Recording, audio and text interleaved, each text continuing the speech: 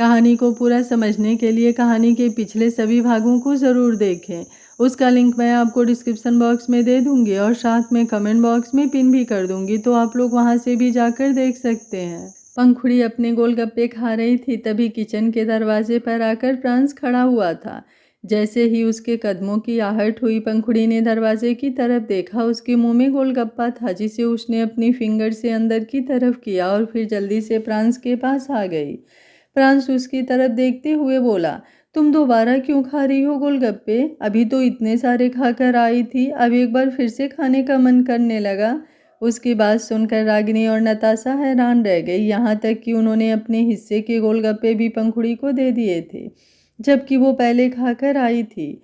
उन दोनों ने सृष्टि की तरफ देखा। सृष्टि मुस्कुराते हुए बोली, बेचारी लग रही थी ना वो तुम दोनों को। नताशा और रागिनी उसकी बात सुनकर उसे देखती रह गईं। वहीं पंखुड़ी प्रांस की तरफ देखते हुए बोली, मैं खुद से नहीं खा रही थी, वो तो सासू माँ ने कहा कि अब एक्स्ट्रा आ गए हैं तो खराब हो जाएंगे, इसलिए तुम खा लो, तो मैंने खा लिया। अब इतने प्यार से गोलगप्पे लेकर आए थे तो वेस्ट थोड़ी ना कर सकती हूँ मैं। प्रांस उसे टेढ़ी नज़रों से देख रहा था। अब उसने एक नज़र पीछे खड़ी सृष्टि, रागिनी और नताशा को देखा। उनके उड़े हुए रंग बता रहे थे कि ज़रूर बात में कुछ गड़बड़ है। प्रांस पंखुड़ी की तरफ देखकर बोला, पर ये तो गलत बात है ना पंखु, तुम ऐसे कैसे इतने सारे गोलगप्पे खा सकती हो? तुम रुको, मैं मॉम को मना कर देता हूँ, उन्हें बता देता हूँ कि तुमने ऑलरेडी बहुत सारे गोलगप्पे। उसकी बात पूरी होती उससे पहले ही पंखुड़ी ने उसका हाथ पकड़ लिया और बोली, आपको कुछ कहने की ज़रूरत नहीं है, मैं बोल देती हूँ सासू माँ को। ये बोलकर उसने तुरंत अपना चेहरा सृष्टि की तरफ घुमाया। सृष्टि उसके कुछ बोलने से पहले ही बोली, अब कोई एक्स्ट्रा गोलगप्पे नहीं बचे हैं बहू रानी, सब खत्म हो गया है, तुम्हें नहीं खाने पड़ेंगे एक्स्ट्रा गोलगप्पे। तुम आराम से जाकर डाइनिंग टेबल पर बैठो, अब तुम डिनर करना। उसकी बात सुनकर सिर्फ पंखुड़ी मुस्कुराई और फिर प्रांस की तरफ देखते हुए बोली, देखा सासू माँ कितनी अच्छी हैं, उन्होंने एक्स्ट्रा गोलगप्पे खुद ही खा लिए, अब हम बाहर चलें। प्रांस पंखुड़ी की तरफ देख रहा था। उसे पंखुड़ी पर हंसी आ रही थी, कैसे वो अपनी बातों से सबको गोल गोल घुमा रही थी। अब उसे बहुत अच्छी तरह से समझ आ चुका था कि उसकी बीवी मासूम है या फिर कुछ एक्स्ट्रा चालाक। उसकी बीवी का दिमाग तो चलता था, लेकिन बिल्कुल बच्चों की तरह, जैसे बच्चे नादानियाँ करते हैं, शरारतें करते हैं, चालाकियाँ करते हैं। पंखुड़ी भी बिल्कुल वैसे ही शरारतें करती थी।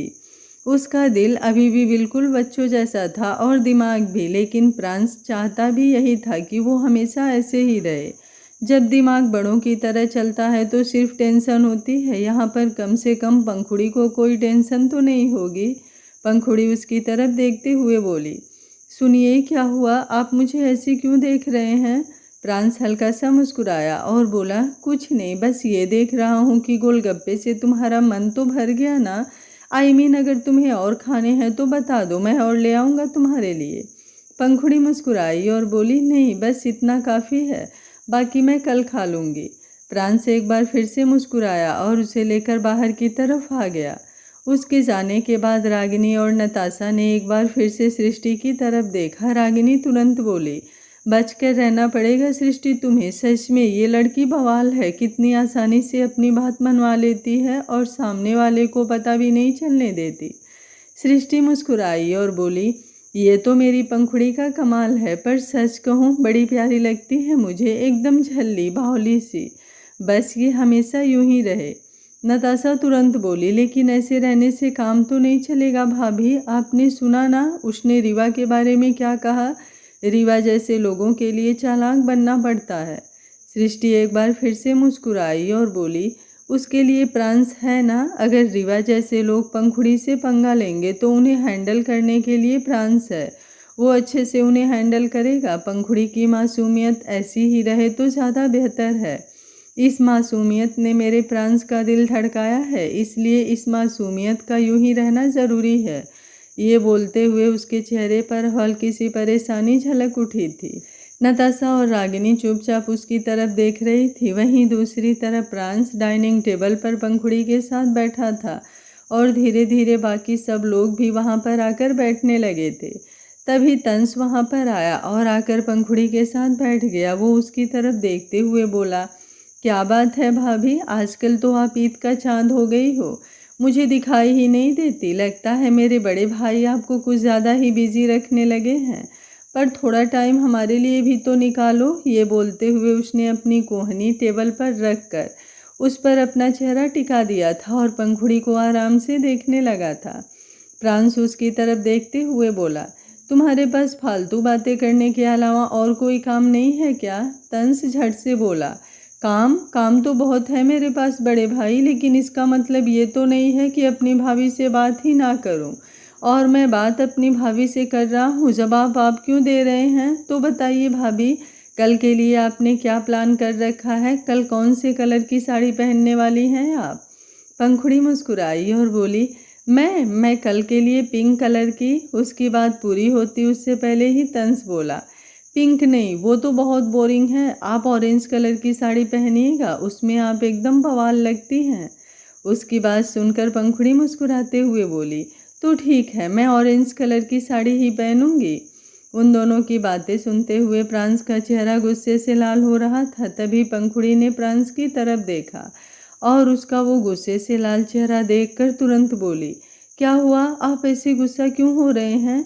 प्रांस उसकी तरफ देखते हुए बोला, कौन से कलर की साड़ी पहनोगी तुम कल? पंखुड़ी ने अपने होठों को हल्का सा दांतों में दबा लिया और फिर झट से तंस की तरफ देखते हुए बोली, सॉरी देवर जी, लेकिन कल मुझे रेड कलर की साड़ी पहननी है। इनका फेवरेट कलर रेड है ना, तो कल मैं रेड कलर की साड़ी पहनूंगी। उसकी बातें सुनते हुए प्रांस के चेहरे पर मुस्कुराहट तैर गई। तंस के चेहरे पर अजीब से एक्सप्रेशंस आ गए। वो पंखुड़ी की तरफ देखते हुए बोला, ये कोई बात थोड़ी ना हुई भाभी, अभी तो आपने कहा था कि आप ऑरेंज कलर की साड़ी पहनेंगी। अब आप एकदम से बदल नहीं सकती। आपको कल ऑरेंज कलर की साड़ी ही पहननी होगी। तंस की बात सुनकर अब पंखुड़ी के चेहरे पर परेशानी एक बार फिर से झलकने लगी। उसने वापस पलटकर प्रांस की तरफ देखा, जो एक बार फिर से उसे गुस्से से देखने लगा था। इस बार तो उसने कुछ कहा भी नहीं और पंखुड़ी ने पहले ही तंस की तरफ देखते हुए कहा, नहीं देवर जी, मैं रेड कलर की साड़ी ही पहनूंगी। ऑरेंज कलर की साड़ी मैं आपकी शादी पर पहन लूंगी, लेकिन कल तो रेड कलर की साड़ी ही मैं पहनूंगी। प्रांस के चेहरे पर मुस्कुराहट वापस आ गई थी। तंस ने मुंह बनाते हुए कहा, आप बहुत मासूम हैं भाभी, यहाँ पर आपकी मासूमियत का फ़ायदा उठाया जा रहा है। प्रांस गुस्से से बोल पड़ा, इससे पहले कि मैं तुझे यहाँ से उठाकर बाहर पटक दूँ, चुप हो जा।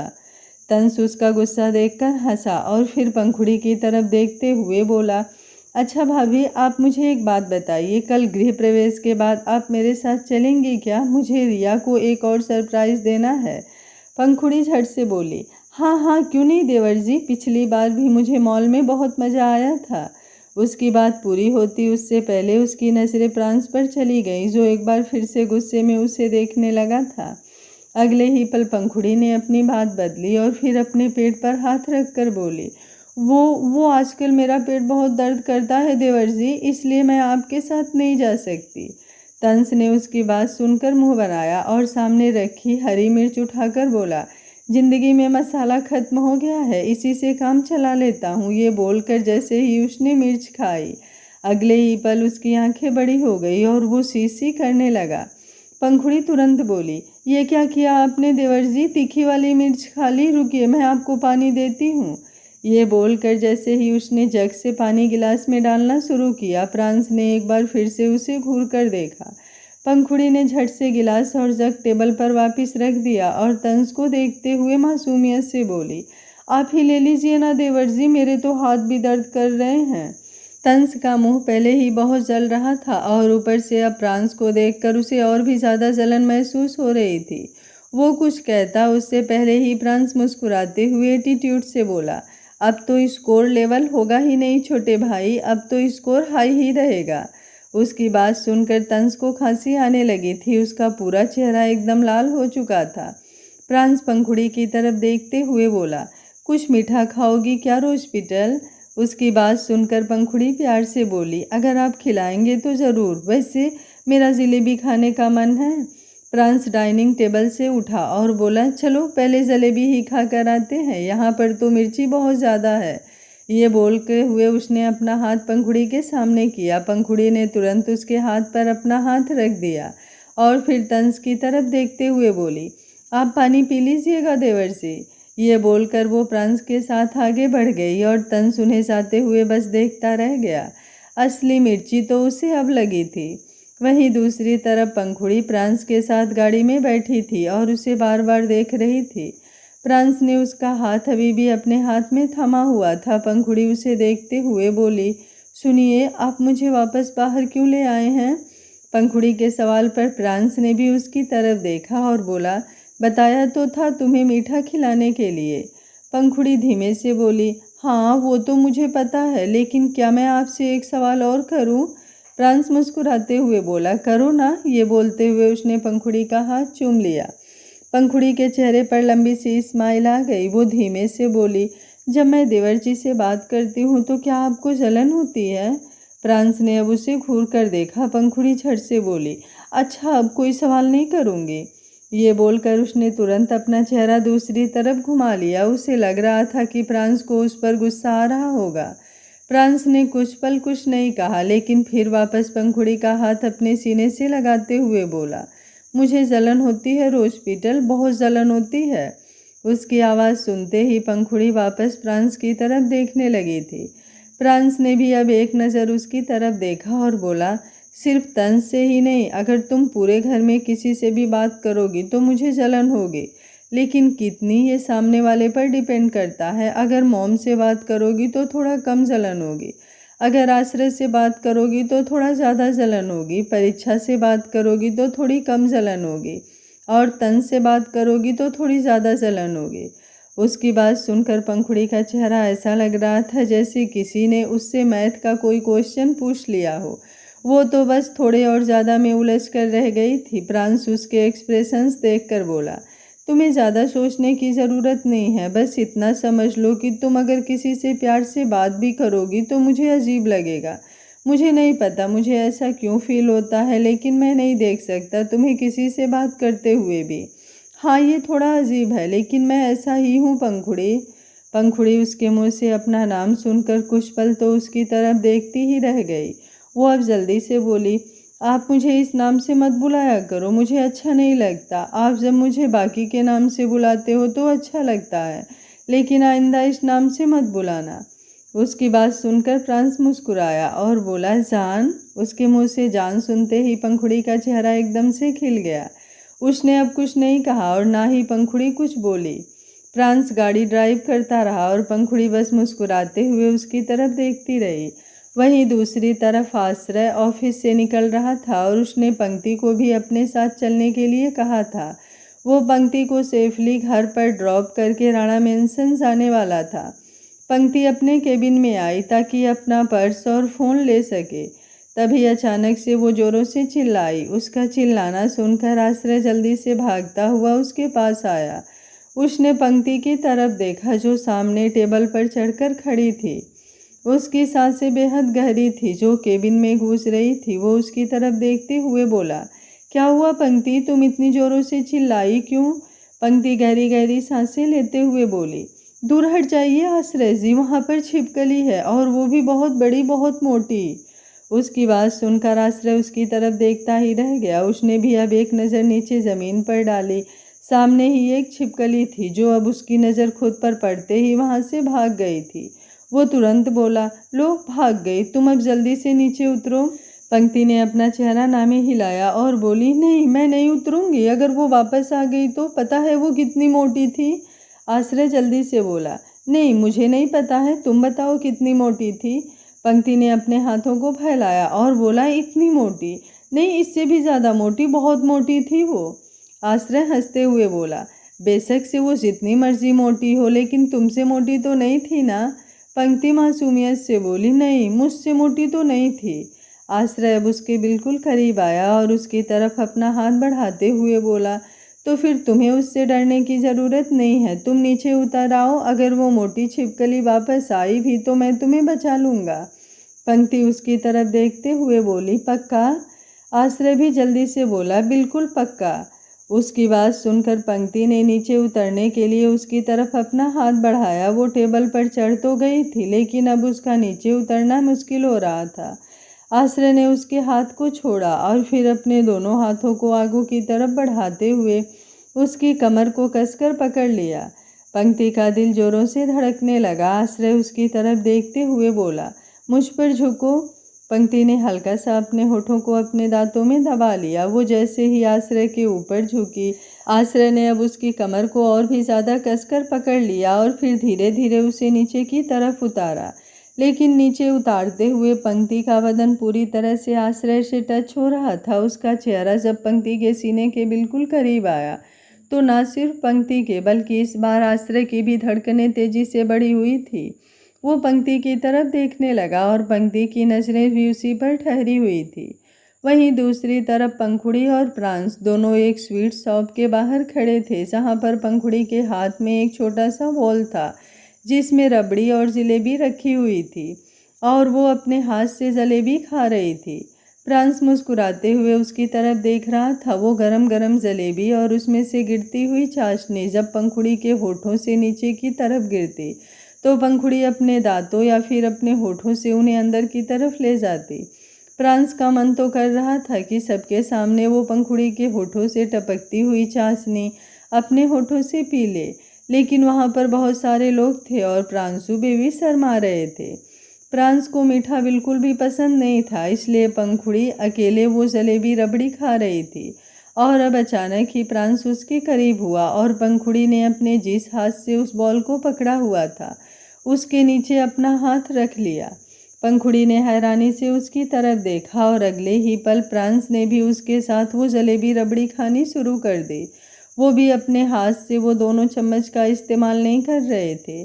और अब जब पंखुड़ी के होठों पर वो चाशनी की बूंद आकर ठहरी, प्रांस ने तुरंत अपने होठों को आगे की तरफ बढ़ाया और उसे अपने होठों से पी लिया। पंखुड़ी का दिल जोरों से धड़कने लगा। इधर सिस्ट्री इंडस्ट्रीज, आश्रय ने पंक्ति को अपने बाहों में भरा हुआ था। उसने अभी अभी पंक्ति को टेबल से नीचे उतारा था और उसकी नज़रें फिलहाल पंक्ति के चेहरे पर टिकी हुई थी। वो चाह कर भी उस पर से अपनी नज़रें हटा नहीं पा रहा था। वहीं पंक्ति भी एकटक उसकी तरफ देखे जा रही थी और अब धीरे धीरे आश्रय उसके चेहरे पर झुकने लगा। पंक्ति का दिल जोरों से धक धक करने लगा। उसे आश्रय की गर्म सांसें अपने चेहरे पर महसूस हो रही थी और अब आश्रय के होठ पंक्ति के होठों के बिल्कुल करीब आ चुके थे। तभी पंक्ति एकदम से बोली, आश्रय जी। उसकी आवाज़ सुनकर आश्रय एकदम होश में आया और गहरी गहरी सांसें लेने लगा। आज तक उसने कभी किसी लड़की को किस नहीं किया था। वो इन सब चीज़ों से बहुत दूर रहता था, लेकिन पता नहीं कैसे आज वो पंक्ति के करीब जाने लगा। वो तुरंत पंक्ति से पीछे की तरफ हट गया था। वहीं पंक्ति ने भी अपना चेहरा झुका लिया था। वो जल्दी से बोली, मैं बाहर जाती हूँ। ये बोलकर वो तुरंत वहाँ से चली गई और आश्रय उसकी तरफ देखता ही रह गया। वो खुद से बोला, ओ गॉड, ये मैं क्या करने वाला था। ऐसे कैसे मैं पंक्ति को किस कर सकता हूँ। यहाँ मैं उसे खुद की फीलिंग्स कंट्रोल करने के लिए बोल रहा था और अब मैं खुद ऐसी बेवकूफ़ों वाली हरकत कर रहा था। वो शिट। ये बोलकर उसने एक गहरी सांस ली। वो नहीं चाहता था कि वो पंक्ति के साथ ऐसी वैसी कोई हरकत करे जिससे पंक्ति की फीलिंग्स और भी ज़्यादा बढ़ जाए। अभी वो अपने फ्यूचर को लेकर बिल्कुल भी श्योर नहीं था, उसे आगे क्या करना है और क्या नहीं। फिलहाल उसका सारा ध्यान सिर्फ और सिर्फ अपने करियर पर था। ऐसे में वो पंक्ति को कोई झूठी उम्मीद नहीं देना चाहता था। वहीं पंक्ति गाड़ी में आकर बैठ चुकी थी और उसने अपने सीने पर अपना हाथ रखा हुआ था। अभी भी उसे आश्रय की गर्म सांसें अपने चेहरे पर महसूस हो रही थी और उसकी धड़कनें अभी भी हद से ज़्यादा तेज थी। आश्रय गाड़ी में आकर बैठा और आते ही वो पंक्ति की तरफ देखकर कुछ बोलने को हुआ, लेकिन पंक्ति झट से बोली, कुछ भी मत कहिएगा आश्रय जी। मैं जानती हूँ आपने जानबूझकर तो कुछ नहीं किया होगा। आप तो सिर्फ अपने करियर पर फोकस करना चाहते हैं। आपके दिल में मेरे लिए कोई फीलिंग्स नहीं है। मैं सिर्फ और सिर्फ आपकी बेस्ट फ्रेंड हूँ। ये बात मैं बहुत अच्छी तरह से जानती हूँ। आप प्लीज़ इन सब चीज़ों के बारे में ज़्यादा मत सोचिए। ये बोलते हुए उसने एक नज़र आश्रय की तरफ देखा तो आश्रय मुस्कुराया।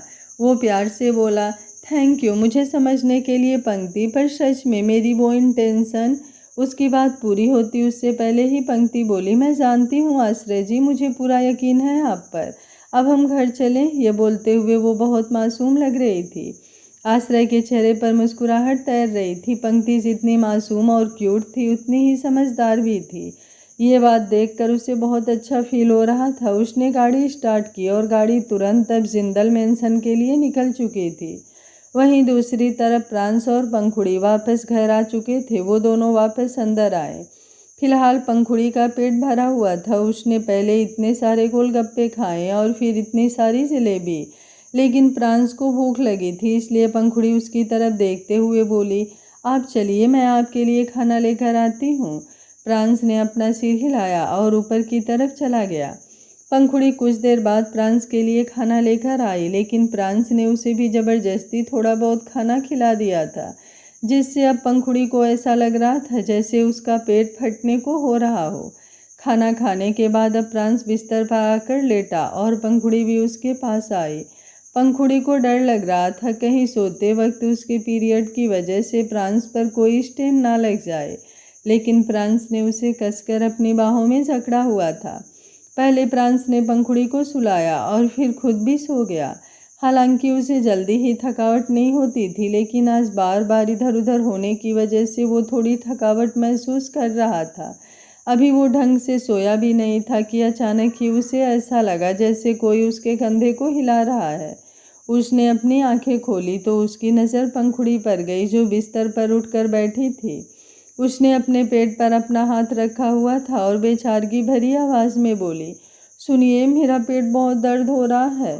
प्रांस तुरंत बिस्तर पर उठकर बैठा और उसने साइड टेबल से लाइट ऑन की। वो उसकी तरफ देखते हुए बोला, मैंने कहा था ना तुमसे बच्चा, इतने ज़्यादा गोलगप्पे मत खाओ, लेकिन तुमने मेरी बात नहीं मानी और अब देखो कैसे तुम्हारा पेट दर्द होने लगा। पंखुड़ी मुँह बनाते हुए बोली, गोलगप्पे खाने की वजह से पेट दर्द नहीं हो रहा है, आपने जो मुझे एक्स्ट्रा खाना खिलाया उसकी वजह से हो रहा है। उसकी बात सुनकर प्रांस ने उसे घूर कर देखा। मतलब यहाँ भी पंखुड़ी सारा ब्लेम उस पर डालने में लगी हुई थी। वो उसकी तरफ देखते ही बोला, अच्छा बताओ मैं क्या करूँ? पंखुड़ी मुँह बनाते हुए बोली, मुझे कुछ नहीं कहना आपसे, आप मुझसे प्यार नहीं करते, आप मुझे डांट रहे हो। प्रांस हैरानी से बोला, लेकिन मैंने कब तुम्हें डांटा? पंखुड़ी एक बार फिर से मुंह बनाकर बोली, अभी तो डांटा था आपने मुझे। मैं कौन सा अपने पेट को कह रही हूँ कि तुम जोरों से दर्द करो। मैं कुछ जानबूझकर तो नहीं कर रही हूँ ना। अब खुद ब खुद मेरा पेट दर्द हो रहा है तो मैं क्या करूँ? पर नहीं, आपको तो मुझे डांटना है। जाइए, अब मुझे आपसे कोई बात नहीं करनी। उसकी बात सुनकर प्रांस मुस्कुराया और बोला, ऐसे नाराज नहीं होते हैं जान। पंखुड़ी तुरंत गुस्से से नाक फुलाते हुए बोली, मुझे जान मत कहिए, मैं तो पंखुड़ी हूँ ना। आप मुझे पंखुड़ी कहकर ही बुलाइए। जान तो उसे बोलते हैं जिससे बहुत सारा प्यार करो, लेकिन आप तो बस मुझे डांटते हैं। प्रांस ने अगले ही पल अपने कान को पकड़ लिया। पंखुड़ी छोटा सा मुंह बनाते हुए उसकी तरफ देख रही थी। इस वक्त प्रांस हद से ज़्यादा क्यूट लग रहा था, जिस तरह से उसने अपने कान को पकड़ा हुआ था। सच में अगर पंखुड़ी की जगह कोई भी होती तो बस उसे देखती ही रह जाती। प्रांस मुस्कुराया और बोला, अच्छा अब मैं तुम्हें बिल्कुल नहीं डांटूंगा। तुम्हें जो खाना होगा तुम आराम से खाना। बेशक से तुम बहुत सारे गोलगप्पे खाना, चाट पापड़ी, टिक्की, हर एक चीज़ खिलाऊंगा, पर प्लीज़ मुझ पर गुस्सा ना करो ना जान। पंखुड़ी ने बड़ी मासूमियत से कहा, कल आप मुझे छोले भटूरे खिलाएंगे? प्रांस ने अपने निचले होठ को अपने दांतों में दबा लिया। अभी अभी उसकी बीवी उसे इस बात के लिए परेशान कर रही थी कि उसका पेट दर्द हो रहा है, और अब अपनी पेट दर्द को भूलकर वो छोले भटूरे की बात कर रही थी। अब तो उसे शक होने लगा कि सच में पंखुड़ी का पेट दर्द हो भी रहा है या फिर एक बार फिर से उसकी ड्रामा कंपनी ने ड्रामा शुरू कर दिया है। वो उसकी तरफ देखते हुए बोला, अगर तुम कहो तो मैं अभी तुम्हें छोले भटूरे खिला सकता हूँ बच्चा, तुम एक बार कहो तो सही। पंखुड़ी मुस्कुराते हुए बोली, सच में आप मुझे अभी भी छोले भटूरे खिला सकते हो? आप बस मुझे 5 मिनट दीजिए, मैं अभी साड़ी पहन लेती हूँ। ये बोलकर वो तुरंत बिस्तर से उठने लगी, लेकिन प्रांस ने जल्दी से उसकी कलाई पकड़ ली। पंखुड़ी ने पलटकर उसकी तरफ देखा। प्रांस ने उसे टेढ़ी नज़रों से घूरा। पंखुड़ी मासूमियत से बोली, क्या हुआ? प्रांस थोड़ा सख्त आवाज़ में बोला, तुम्हारा तो पेट दर्द हो रहा था ना? पंखुड़ी ने अपना निचला होठ बाहर की तरफ निकाल दिया, लेकिन अगले ही पल वो झट से बोली, छूमंतर हो गया। छोले भटूरे का नाम लेकर आपने मेरे पेट दर्द को गायब कर दिया। अब नहीं हो रहा मेरा पेट दर्द, मैं आपको चलकर दिखाऊं क्या? उसकी बात सुनकर प्रांस ने अपना चेहरा ना में हिलाया और बोला, बिल्कुल भी नहीं, कोई ज़रूरत नहीं है, चुपचाप सो जाओ, वरना छोले भटूरे तो छोड़ो, मैं कल तुम्हें कुछ भी नहीं खाने दूंगा। मुझे गुस्सा मत दिलाओ पंखु, तुम जानती हो अगर मुझे गुस्सा आता है तो फिर क्या होता है। पंखुड़ी ने मासूमियत से मुंह बनाया। प्रिंस तुरंत बोला, चुपचाप सो जाओ, वरना मैं सच्ची कह रहा हूँ, मैं तुमसे बात नहीं करूँगा और तुम्हें तुम्हारे मायके छोड़ आऊँगा। पंखुड़ी इतनी सी बात पर ही रोने लगी। उसे रोते हुए देख प्रिंस तुरंत बोला, अच्छा अच्छा ठीक है, चुप हो जाओ, नहीं छोड़ कर आऊँगा, कभी भी नहीं छोड़ कर आऊँगा। और वैसे भी तुम्हें तो पता है ना, तुम मायके जाती हो तो मुझसे खुद नहीं रहा जाता, तो फिर मैं तुम्हें छोड़कर कैसे आ सकता हूँ। मैं तो बस मजाक कर रहा था जान। पंखुड़ी जल्दी से बोली, अच्छा ठीक है, मैं नहीं रोऊंगी, लेकिन पहले आप प्रॉमिस कीजिए कि आप मुझे कल छोले भटूरे खिलाएंगे। प्रिंस हैरानी से उसकी तरफ देखने लगा। उसकी बीबी चालाकियाँ नहीं बल्कि शर्तें लगाना भी जानती थी। वो हल्का सा मुस्कुरा कर बोला, अच्छा ठीक है, पक्का खिलाऊंगा, लेकिन बाहर के नहीं, घर के। तुम्हारी सासू माँ तुम्हारे लिए स्पेशली छोले भटूरे बनाएंगे। उसकी बात सुनकर अब पंखुड़ी का चेहरा एक बार फिर से खिल गया था। वो जल्दी से बिस्तर पर अपना सिर रखते हुए बोली, अब मैं आराम से सो सकती हूँ। ये बोलकर उसने अपनी आंखें भी बंद कर ली थी। प्रिंस अभी भी उसकी तरफ देख रहा था। उसे पंखुड़ी पर हंसी आ रही थी, जो कल के बारे में इतना सोच रही थी। उसे ये भी याद नहीं था कि कल तो उन्हें नताशा के घर पर जाना है। उनका ब्रेकफास्ट, लंच सब कुछ वहीं पर होने वाला था और वहाँ पर उसे ना सिर्फ अपनी फेवरेट छोले भटूरे मिलने वाले थे, बल्कि बाकी सब चीज़ें भी मिलने वाली थी। वो भी पंखुड़ी के साथ उसके बगल में लेट गया और फिर एक बार फिर से उसने पंखुड़ी को अपनी बाहों में कस लिया था। अगली सुबह का वक्त तकरीबन 7 बजे पंखुड़ी आईने के सामने खड़ी थी और तैयार हो रही थी। आज उसने सच में रेड कलर की साड़ी पहनी थी और वो हद से ज़्यादा खूबसूरत लग रही थी। रेड कलर की लिपस्टिक, रेड कलर की चूड़ियाँ, ग्रीन कलर के झुमके और रेड कलर की बिंदी, कुल मिलाकर उसने आज भी नई नवेली दुल्हन का श्रृंगार किया हुआ था। मांग में भरा हुआ सिंदूर तो उसे और भी ज़्यादा प्यारा लुक दे रहा था। तभी दरवाज़ा खुला और प्रिंस अंदर की तरफ आया। वो भी आज सुबह जल्दी उठ गया था, क्योंकि वो जानता था कि उसे भी नताशा के घर पर जाना है और वहाँ पर पूजा सुबह ही होने वाली थी। वो पंखुड़ी को देखते हुए अंदर की तरफ आया और फिर उसे देखता ही रह गया। वो जितना पंखुड़ी को देखता था, उतनी ही उसके अंदर उसे देखने की तलब बढ़ती रहती थी। वो उसके पीछे आकर खड़ा हुआ और उसे अपनी बाहों में भरकर बोला, तुम्हें पता है, तुम्हारे खराब तबीयत ने मेरा सारा मूड खराब कर दिया है, वरना मैं सच में तुम्हारी सारी शिकायतें दूर करने वाला था, जिसकी शिकायतें तुम अपनी सासू माँ से कर रही थी। उसकी बात सुनकर पंखुड़ी ने शर्म से अपना चेहरा झुका लिया। प्रिंस उसका लाल होता हुआ चेहरा देख रहा था। उसने पीछे से उसके बालों को साइड किया और फिर हल्के से उसकी गर्दन को चूम लिया। पंखुड़ी ने एक पल के लिए अपनी आंखें बंद कर ली। प्रिंस उसे आईने से देखते हुए बोला, मेरे लिए कपड़े निकाल दो और हाँ, रेड कलर का कुर्ता निकालना। उसकी बात सुनकर पंखुड़ी ने बिना उसकी तरफ देखे ही अपना सिर हाँ में हिलाया। प्रिंस वॉशरूम की तरफ चला गया और पंखुड़ी उसके कपड़े निकालने लगी। उसका बाकी सब सामान निकाल कर भी पंखुड़ी ने सामने ही रखा और फिर नीचे आ गई। नीचे सब लोग और मोस्टली रेडी हो चुके थे। आज नताशा के घर गृह प्रवेश की पूजा थी और कल से शादी के फंक्शन शुरू होने वाले थे। परीक्षा और तनिष्क की शादी में भी बस अब 3 दिन बचे थे। कल एंगेजमेंट थी और फिर उसके बाद मेहंदी, हल्दी, संगीत और फिर शादी। सृष्टि ने उसे देखा तो मुस्कुराते हुए पंखुड़ी के पास आई और फिर अपनी आंख से काजल का टीका लेकर उसने पंखुड़ी के कान के पीछे लगा दिया। वो मुस्कुराते हुए बोली, बहुत खूबसूरत लग रही हो। पंखुड़ी भी मुस्कुराते हुए बोली, आप भी सासू माँ। सृष्टि ने उसे तिरछी नज़रों से देखा और बोली, मस्का लगा रही हो या फिर मैं सच में खूबसूरत लग रही हूँ। पंखुड़ी मुंह बनाते हुए बोली, मैं सच कह रही हूँ सासू माँ, मैं झूठ बोलती ही नहीं। झूठ बोलना तो पाप होता है ना, और मैं झूठ कभी नहीं बोलूँगी। सृष्टि उसकी बात पर हंसी। कुछ ही देर में प्रिंस भी नीचे की तरफ आया। सब लोग उसी का इंतजार कर रहे थे। वैसे तो सब लोग अलग अलग गाड़ी में जाने वाले थे, लेकिन सब लोग एक साथ निकलने वाले थे तो सबको प्रिंस का इंतजार था। सीढ़ियों से उतरता हुआ प्रिंस उन्हें भी एक इंटेंस लुक दे रहा था और बाकी सबको समझ नहीं आ रहा था कि पंखुड़ी ज़्यादा खूबसूरत लग रही है या फिर प्रिंस ज़्यादा हैंडसम। रेड कलर का कुर्ता उस पर भी बहुत ज़्यादा खूबसूरत लग रहा था। प्रांस नीचे पहुंचा और रागिनी की तरफ देखते हुए बोला, अब आप सब लोग मुझे ऐसे ही देखते रहोगे क्या? कहो तो बुआ के घर जाने का प्रोग्राम कैंसिल कर देते हैं। मैं सामने बैठ जाता हूँ, आप लोग मुझे ही देखते रहना और करते रहना स्वाहा स्वाहा। ये बोलकर वो अपने करते के कफ ऊपर करते हुए आगे की तरफ बढ़ गया। उसकी बात पर सब लोग एकदम से होश में आए। प्रांस दरवाजे पर खड़ा पंखुड़ी की तरफ देखते हुए बोला, तुम्हें मेरे साथ नहीं चलना क्या? पंखुड़ी ने जल्दी से अपना चेहरा हाँ में हिलाया और बोली, चलना है ना? ये बोलकर उसने सृष्टि की तरफ देखा और बेहद क्यूटनेस से बोली, मैं जाऊँ सासू माँ? सृष्टि ने अपना सिर हाँ में हिला दिया। मतलब यहाँ पर सब लोग उन दोनों का इंतजार कर रहे थे और वो दोनों अपना निकल भी चुके थे और सब लोग अभी भी अपनी जगह पर खड़े रह गए थे। प्रांस तो प्रांस, पंखुड़ी को भी जैसे किसी चीज़ से कोई लेना देना नहीं था। उसके लिए तो जैसे उसकी लाइफ का एक ही रूल था, जहाँ मेरे सुनिए जी कहेंगे वहाँ मैं चलूँगी, जो मेरे सुनिए जी कहेंगे वो मैं सुनूँगी। अब सब लोग भी उन दोनों के पीछे पीछे घर से निकले और फिर अपनी अपनी गाड़ी में बैठकर वहाँ से गर्ग मेंशन के लिए निकल गए। गर्ग मेंशन। प्रांस और पंखुड़ी दोनों गाड़ी से बाहर निकले। पंखुड़ी के चेहरे पर लंबी सी स्माइल थी। आज वो पहली बार ऐसे किसी फंक्शन में शामिल होने जा रही थी।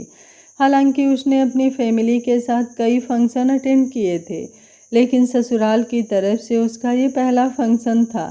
प्रांस उसके पास आया और फिर उसका हाथ पकड़कर अंदर की तरफ बढ़ गया।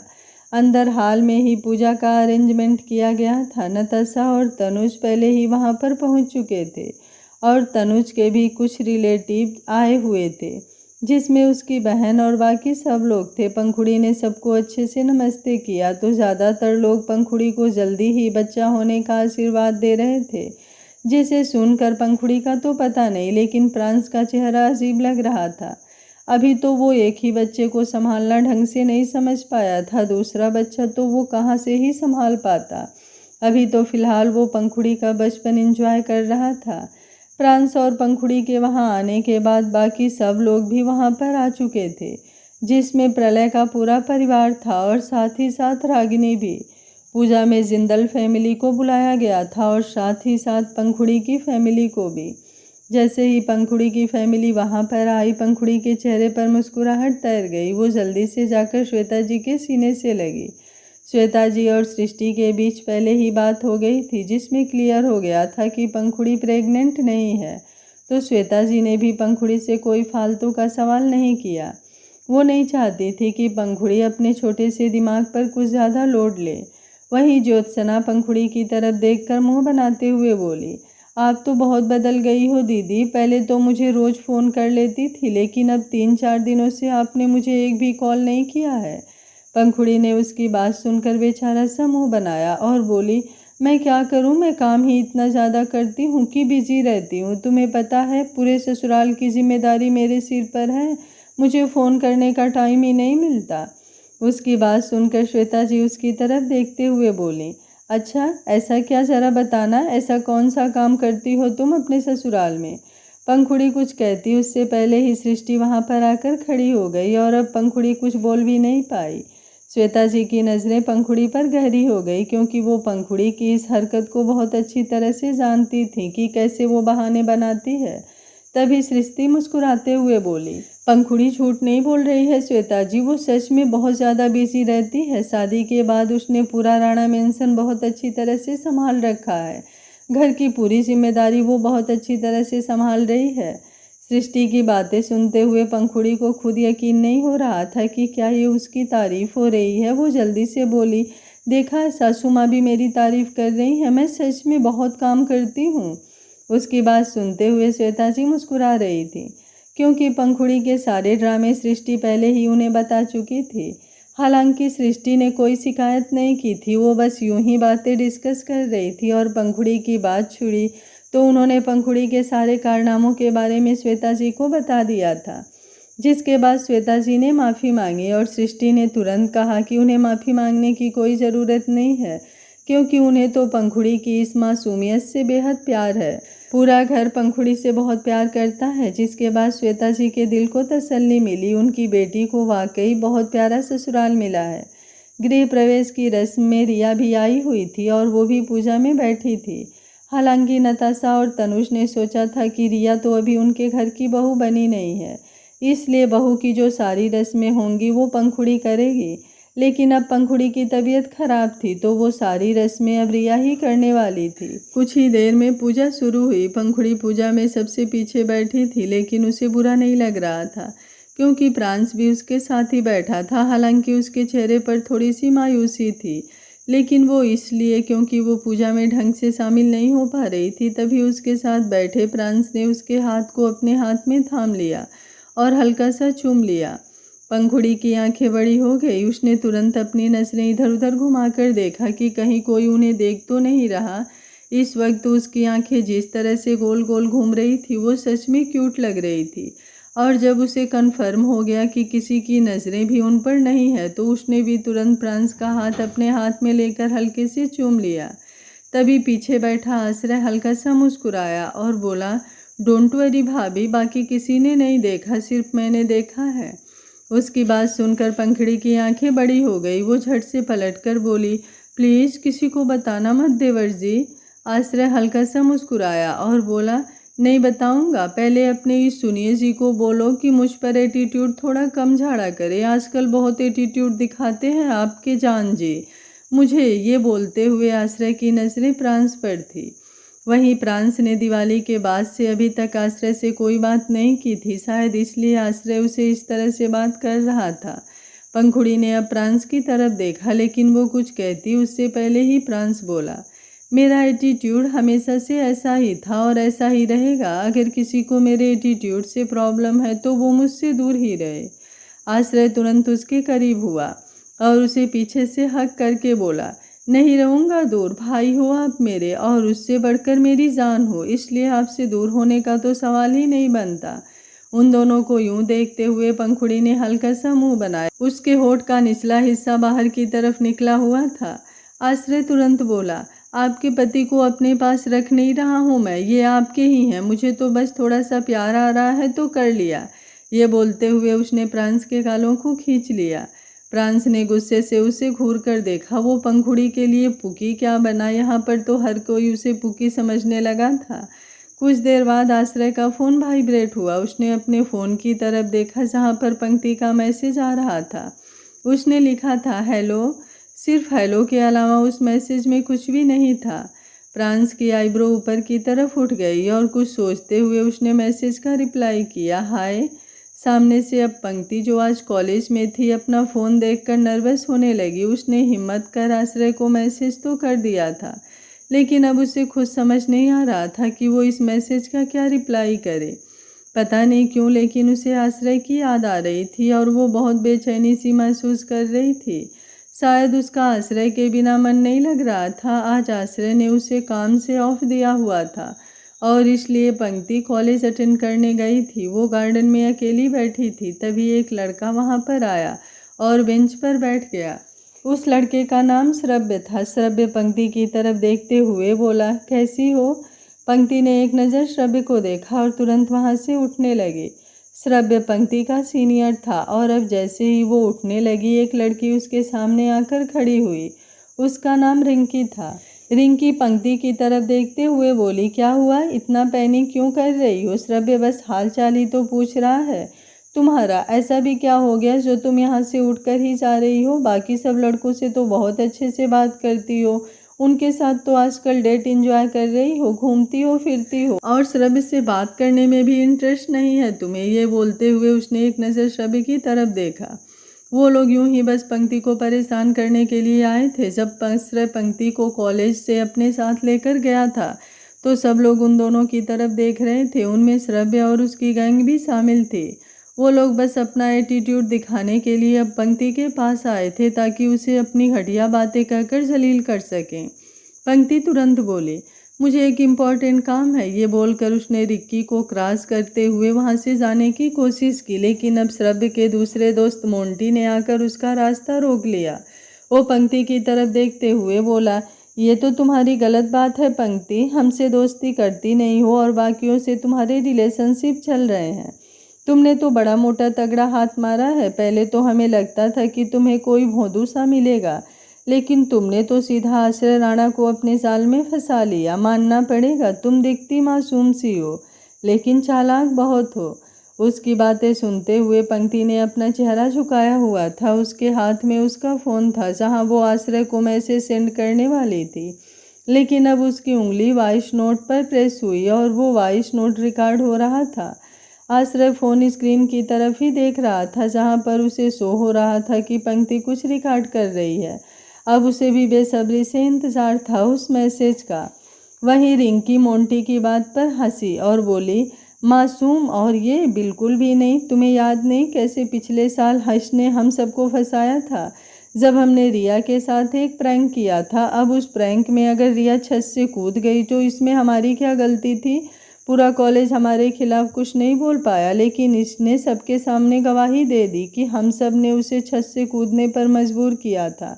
वो तो मेरे डैड और सब के डैड ने हम लोगों को बचा लिया, वरना इसने तो हम सबको फंसा ही दिया था। पंक्ति ये सब बातें सुनते हुए डर से कांप रही थी। वो रिंकी की तरफ देखते हुए बोली, तुम झूठ बोल रही हो, गलत बोल रही हो तुम। मैंने इसलिए गवाही नहीं दी थी कि मुझे तुम लोगों को फंसाना था। तुम लोगों ने रिया के साथ गलत किया था, तुम लोगों की वजह से उसकी जान गई, मैंने इसलिए गवाही दी थी। इसलिए तुम लोग प्लीज़ मुझसे ऐसी बातें मत करो, वरना मैं डीन के ऑफिस में चली जाऊंगी।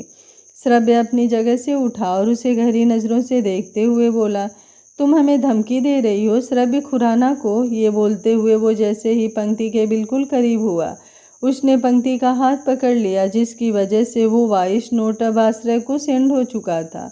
वहीं आश्रय अब तुरंत अपनी जगह से उठा। उसके जाते ही प्राण से एक बार फिर से पंखुड़ी का हाथ चूमने लगा। उन दोनों को देखकर ऐसा लग ही नहीं रहा था कि वो दोनों किसी पूजा में आए हुए हैं। ऐसा लग रहा था जैसे वो दोनों किसी रोमांटिक प्लेस पर घूमने आए हैं। वहीं आश्रय ने बाहर आकर पंक्ति की वो वॉइस नोट सुना तो वो हैरान रह गया। उसके चेहरे पर गुस्सा छलकने लगा था। आज का पार्ट आप लोगों को कैसा लगा? कमेंट बॉक्स में अपनी राय ज़रूर दीजिएगा। आजकल आप लोगों के कमेंट्स और लाइक आने कम हो गए हैं, क्या बात है? कहानी आप लोगों को पसंद नहीं आ रही है?